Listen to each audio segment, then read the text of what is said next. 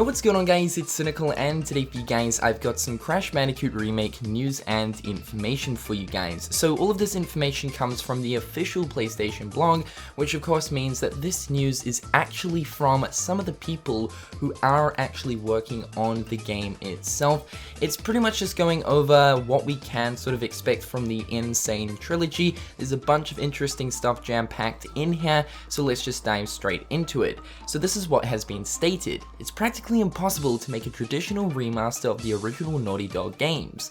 They're roughly 20 years old, and technology has advanced significantly in that time. The original code and assets are nearly unusable. Nearly. But we don't consider this a remake. We know how much you all love the original games, so we didn't want to fully remake them. The n.sane trilogy is a remaster plus. So I think this right here is a really good way to kind of introduce the whole Crash Bandicoot remake. This is from the words of a person that actually works at Vicarious Visions, and as you guys should probably know, Vicarious Visions are actually a sub-studio part of Activision. And one of my biggest fears about the whole Crash Bandicoot remake was the fact that there is that slight chance of Activision absolutely screwing it up and only doing it for the green paper, right? And that was my biggest fear, you know, I want a Crash Bandicoot remake where it's authentic and original to the very first 3 games. I didn't want heaps of new bonus stuff with different mechanics, different gameplay, different controls. I want the same level, same gameplay, just to look better, right? And from what we've actually seen so far, that's exactly what it is. And seeing the words of them saying, you know, like, this isn't really a remake, it's more so a remaster, because of the fact that we don't want to remake them, but rather we just want to enhance them, but keep the original game. I think that's an amazing thing to hear. I still consider this a remake, honestly, because like looking at the original and now looking at the, you know, the new version, it's like, this kind of is a remake. But from what Sean Layden said at E3 of this year, it is a remaster from the ground up. Still to the point, it sounds like a remake, but then again, they're trying to keep that authenticity. Continuing on, the first step in our Remaster Plus was to truly understand what made the Naughty Dog games special and why fans still love them to this day. The best way to understand a game is to play it, and boy did we play the Crash games. We played them to the point that we broke controllers from mashing the jump button too much. We studied original concept art and commercials for inspiration, and we even went further back to understand the material that originally inspired Naughty Dog, including Who Framed Roger Rabbit and Looney Tunes. I think the most fantastic thing about this paragraph right here is that they're stating that they want to make this game authentic to the original, and this is something that I just still cannot stress enough. I need this to be original. And they've said right here that, you know, they've played the games time and time again, and they do have a fair point. The best way to understand a game is to play it, and what they're saying here is apparently they've played it so much that they've actually broken their controllers over. And I think all of us, you know, who have actually jammed a decent amount of Crash Bandicoot throughout our childhood have experienced the same problem. But you know, it's really satisfying and kind of puts my mind at ease hearing these words, and it almost feels as if, you know, like Activision and Vicarious Visions really want to make this true to what fans are wanting and expecting, and I couldn't be more happier. Honestly, I just couldn't be more happier. And the final paragraph states, with all that in mind, we started our work using the original level geometry from Naughty Dog as a guide. We rebuilt the Crash gameplay from scratch, capturing its simplicity and precision. As the levels began to take shape, we layered in our own lush and zany art, animation, and audio. Let's see the results. Here are some in-work progress examples of what to expect. So the first thing they state here is rebuilt levels based on the original geometry. So this is a really cool thing. It means that every single level that is going to be in the n.sane trilogy is going to be the original levels we experienced in Crash 1, 2, and 3. So say you guys know about the secret hidden paths towards the colored gems in Crash 2, for instance. Those exact paths and hidden areas will be in the n.sane trilogy. what they're saying is every level that is going to be in this trilogy will be that original level, just with a bit more vegetation and little decorations around the place to make it look like a current gen title. The next point states rebuild characters following the original designs, and of course, as you guys can see on screen, here is a few of the different characters that appear throughout the first 3 Crash games. Now, one of my biggest fears about this remake was Activision absolutely destroying and screwing up the look of Crash. I do not want Crash looking like this.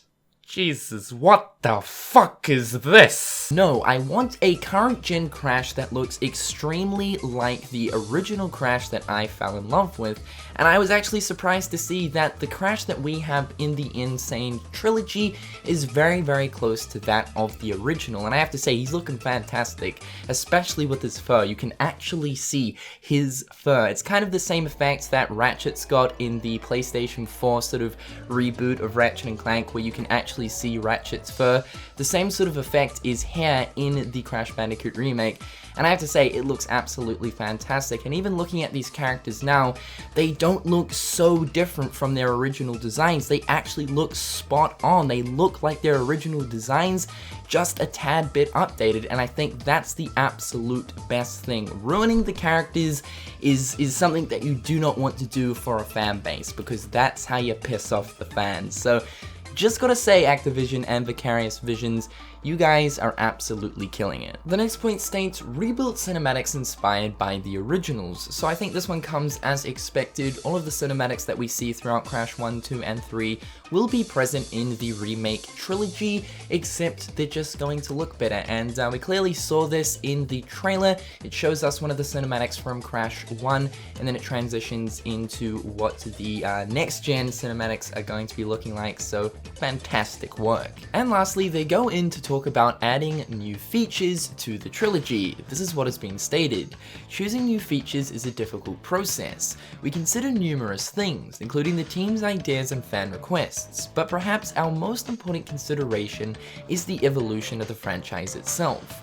Naughty Dog learned a lot of lessons on how to refine the Crash formula over the course of making 3 games. So the first new features we've worked on take the best of each of the games and apply them to all 3. Now I think this is a really good thing. I think what's really noticeable about Crash's gameplay in both 2 and 3 is that he feels a lot smoother and easier to control in comparison to how Crash Bandicoot controls in Crash 1.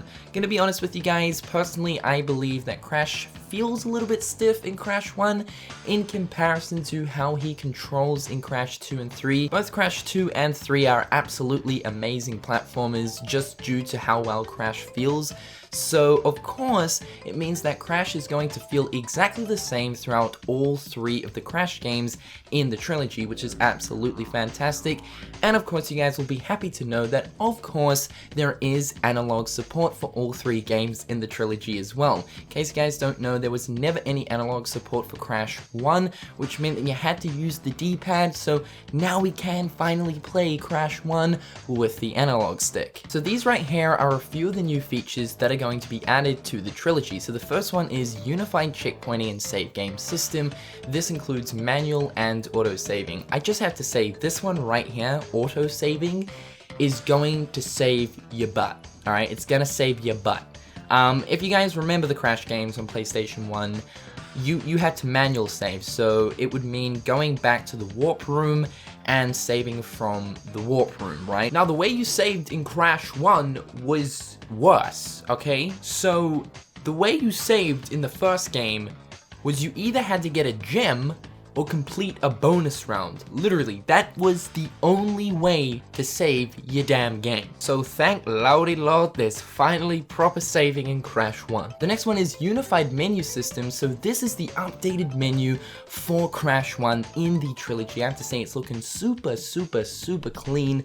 You guys will notice they're also using the Crash font, which is always nice, always nostalgic. but there is one special thing that you guys might notice about this menu, and that is the fact that time trials and relics are going to be all throughout the trilogy. Now, originally, time trials and relics were only a thing in Crash 3 Warped, so in Crash 1 and 2, they are also going to have relics so that you can go ahead, do the time trials throughout the levels, and try to achieve those really good times for the relics, which is some more like bonus in-game, post-game sort of stuff to do, which is always really, really nice. So, fantastic shit. And that's pretty much all the new features that they're talking about now. Vicarious have mentioned that there will be new features to be revealed later on, I would say probably next year when we receive more trailers for the Crash Trilogy.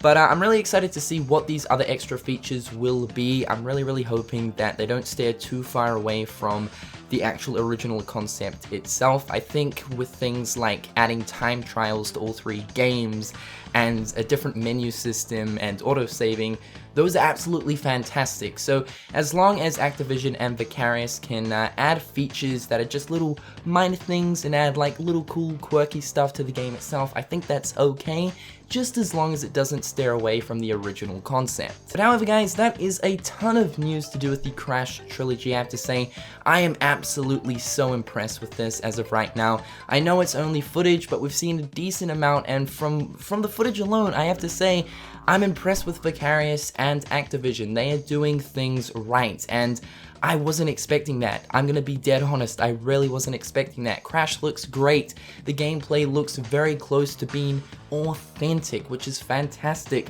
The level designs look spot on to the originals, just the fact that they look a lot better. So I'm really happy with how things are going as of right now. I can't wait to see what Crash 2 and Crash 3 are going to be looking like when we eventually receive some screenshots and footage next year. But however guys, hope you're having a fantastic day, and until next time, I'll catch you guys later. Peace.